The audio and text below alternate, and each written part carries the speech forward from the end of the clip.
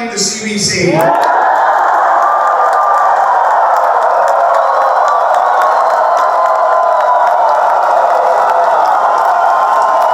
What I like about Pierre Poilievre is he has a vision, and he's not part of the woke culture or whatever, but he has integrity, and I think what's missing right now in government, Trudeau has no integrity at all. I've always said my parents came here for a better opportunity for me. But they stayed here because of the freedom that comes with it, the religious freedom that he talked about, the right to have your own choice over things. And I absolutely love that message, and I feel that message resonates with a lot of people, especially a lot of Canadian-born Sikhs here. Thanks to Rebel News. Thanks to Rebel News. Hey, I'm pretty sure CBC, Global BC, Narcity, Daily Hive, you guys are not going to see this. You guys are not going to see the sign. I'm calling out every single one. Definitely that he's not going to let anyone from his cabinet or his team go to the WEF. There was a huge roar out of that one. And I will ban all my ministers from any involvement in the World Economic Forum.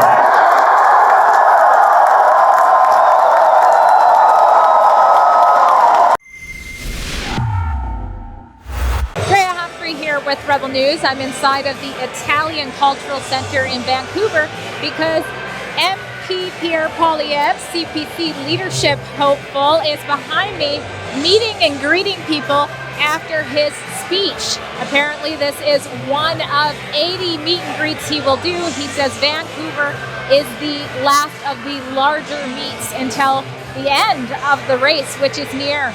So you're going to hear little bits and pieces of the speech that he gave, and you're going to hear from the people who lined up to see him. I'm going to be asking them, what do they think? Is Pierre the real deal or not? And if you want to stay up to date on all of the reports with the leadership race, head to our special website called leadershipreports.ca. And we are independent media that doesn't take a penny from the Trudeau government. If you appreciate there, you can chip in a few bucks there while you're at it to support the cost of our coverage for you. This is what you want to see. Canadians get it together to stand up for something they believe in. Who's excited to see Canada's next Prime Minister?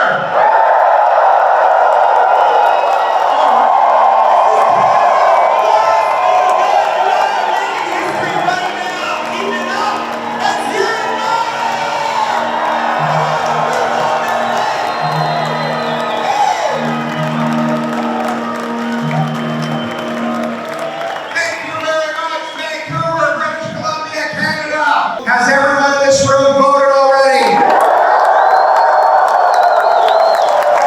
There's still a little bit of time left, but not much, and that's why we're out rallying across the country. I think the reason that we have had this unprecedented movement, record-smashing numbers, to create a total membership of 675,000 members, the biggest political party in Canadian history.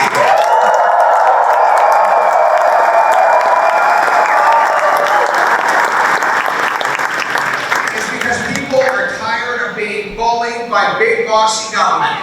They're tired of Prime Minister that pushes them around and speaks down to them and calls them terrible names, and they're ready to stand up and demand their birthright, their God-given right to live in the freest country on earth. All right, we just did an interview with this gentleman. This is Harman Bangu, who is a candidate running in the Surrey South riding for a by-election that's coming up real soon. We have a report on him, which I will link below. But why was it important for you to be here today? Well, Pierre's been a huge inspiration in a lot of ways, like I've said. There's been a lot of people who've inspired me over the years. And the way Pierre takes a stand on issues, I absolutely love it. And the way he articulates things, like today with his fertilizer speech, you need 30% more land.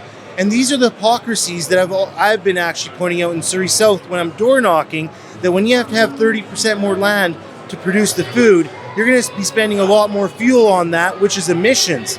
So I love the way he breaks it down to simple terms that resonate with all Canadians. And I think that's fabulous. That's what we need to do. We need to keep the message small, straight, and simple, that it connects with all Canadians. Trudeau's gatekeepers are piling on more and more costs to our farmers with a carbon tax that increases the cost of fertilizer and energy.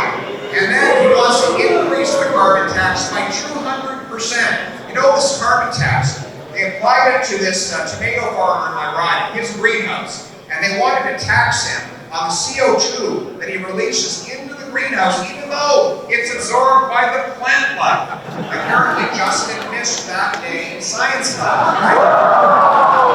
And so here's the result. It's more expensive to buy a Manotick tomato in Manotick than a Mexican tomato in Manotick. So we're signaling to consumers that they should pay for the tomato that had to be transported by truck and train, burning fuel all the way from Mexico rather than buying the local produce. Furthermore, Trudeau wants to cut back on fertilizer by 30%, which of course will mean it will take more land to grow the same amount of food. So they'll have to run the combines, the tractors, longer distances, burning yet more fuel. And of course, more of our production will be outsourced to faraway lands with less environmental protections, and then trucked and trained long distances, burning yet more fuel to bring those goods to us. Didn't we learn during COVID how irresponsible it was to rely on the rest of the world to provide us with our essentials? Shouldn't we learn to take care of ourselves, get off the backs of our In the past few years, Canada was not going in a direction that we would expect. We are very disappointed with our Prime Minister, and we decided to make a difference and join Conservative Party and support Pierre Poilievre to become a Prime Minister of Canada.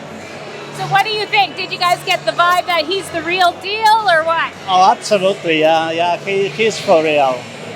And he has what it takes to lead this country again to freedom, democracy, and prosperity.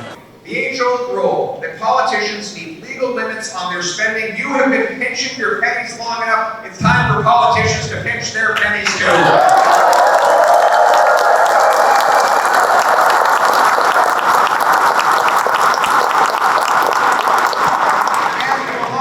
Central bank to create a central bank digital currency. You deserve a Instead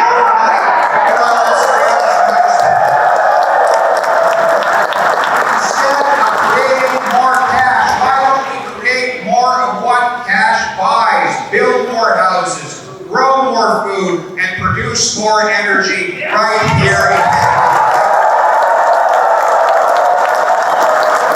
Canada. The main thing was probably about the freedom aspect. So I do think we've lost quite a bit of that in Canada. And I have a young daughter, and I want her to grow up in a Canada she can be proud of, and a Canada she can actually thrive in. And not just my daughter, but everyone's kids and everyone, whoever you are, have a chance to do that in Canada. And I want to get back to that, and I think he's got the best chance of doing that. That's why the young people in this city cannot afford a place to live. 35-year-olds living in their parents' basements. Whenever I ask how you bring home a date, when you have your living room basement, there's usually a mother in the crowd who says, very carefully. When I was 14, we used to bring our dates in through the side window. Like, you're not going to tell my mother that, right?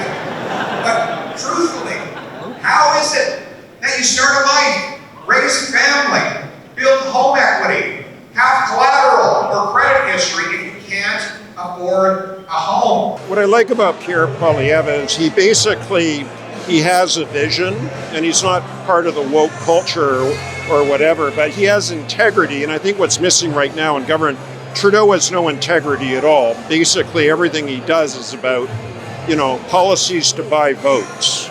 It basically he divides people. He uses terms like misogynist, racist, all these terms. It's meant to divide people. It's not about politics. It's about dividing people. And that's what I like about him. He's talking about the real issues that are affecting this country, which is the debt, which is completely out of control. The last deficit of Trudeau's was 7 times the record of our worst deficit we've had in history. So I want to see Canada get back on course. I'm a third-generation Vancouverite. and I really, really want to see this country get back, get themselves back on the right course. The cost of government is driving up the cost of living. $500 billion of inflationary deficits means more dollars chasing fewer goods, which leads to higher prices. Inflationary taxes makes it more expensive for businesses to produce those same goods. The more Trudeau spends, the more things cost. It's just inflation, isn't it?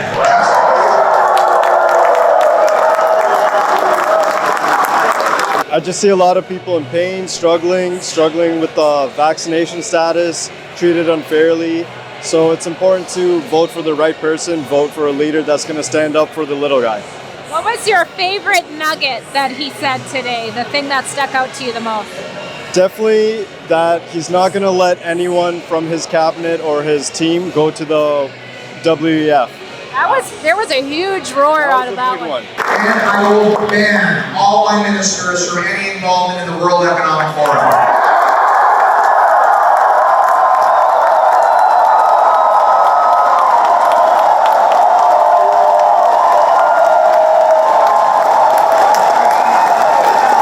You're holding a sign here that says Immigrants for Pierre. Tell us about that. For Pierre.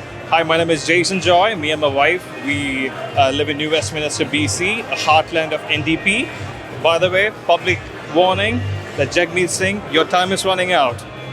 We have a person who look like us, who talk like us, voting in on South Asian votes, who banked in a lot of votes with the Trudeau brown face scandal when he was running for the NDP head.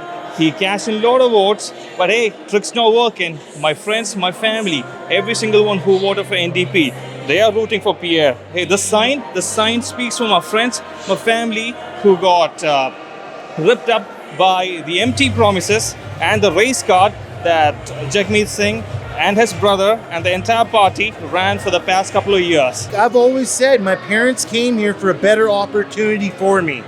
But they stayed here because of freedom that comes with it. The religious freedom that he talked about. The right to have your own choice over things.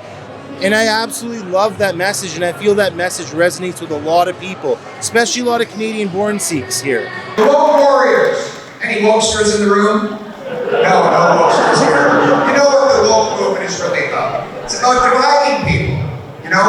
Trudeau wants to divide people by race, by ethnicity, by sexuality, and now by vaccine status. Why?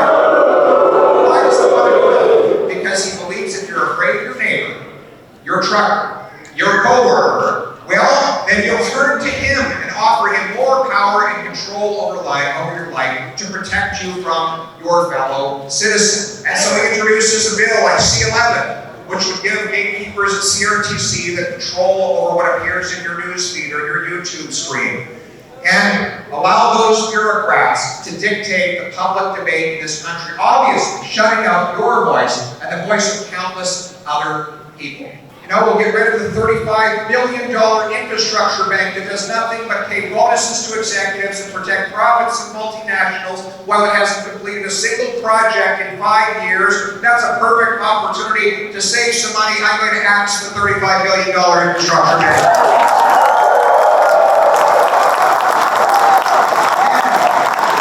I'll save $1 billion by defunding the CBC.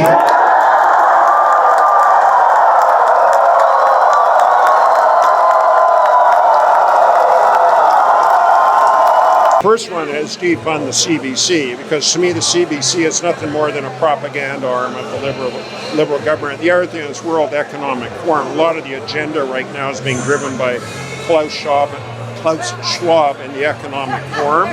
And I think Canada, the most important thing is to get our freedoms back, be able to do what you want, when you want, without the government basically dictating where you can go, what you can say, and your freedoms, etc. Thanks to Rebel News. Hey, I'm pretty sure CBC, Global BC, City, Daily Hive, you guys are not going to see this. You guys are not going to see the sign. I'm calling out every single one. You guys don't have balls to show the sign because you know what? You guys have been paid by JT. But hey, Rebel News, thank you. Big thank you to Rebel News. Immigrants for Rebel News. I love it. Thank you so much. Thank you, guys. What would you say to people who kind of have a bad view of conservatives? They think they're bigoted or they think that they don't care about the environment. What's your advice to those people? Turn off CBC, first of all, and come to the rallies like this. Come actually talk to conservatives. Talk to people that are actually in the movement. And we're normal people, just like everybody else. We have families, we have work, we have lives. And for the most part, we're actually very normal people. And from my experience here and other conservative rallies, very good people, very good people. Personally, I've had those exact same messages from friends and family, and I've seen nothing but love, acceptance, and inclusivity all around over here. I see everyone from every demographic, and I say give someone a chance, hear the full story, and hear them out. For people like us, for individuals who don't mind to work hard, who are for family values, I think it's absolutely opposite. I believe that liberals become the party of the elite, and basically those who want a free lunch and don't contribute to the well-being of our nation. You come to a rally like this, and you'll see the people around you. They're not racist. They're not all the things they call them, and well, they get that view from people saying that in the media and other politicians. But as soon as they come to a rally like this, they can see the truth. Well, I feel the conservatives want to do real solutions to actually help with emissions, where the liberal side just wants to hurt you with harmful environmental policies that really don't help hardworking British Columbians.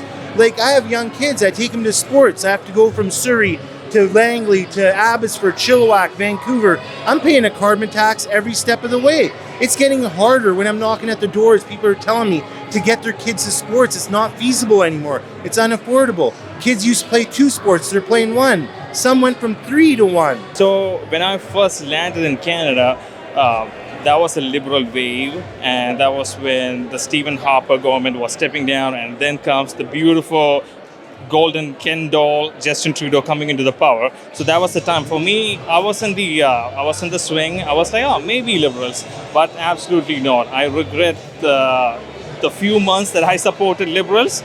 But even for me, my wife, until 2-3 years ago, she was a hardcore liberal. We see what's happening in the economy.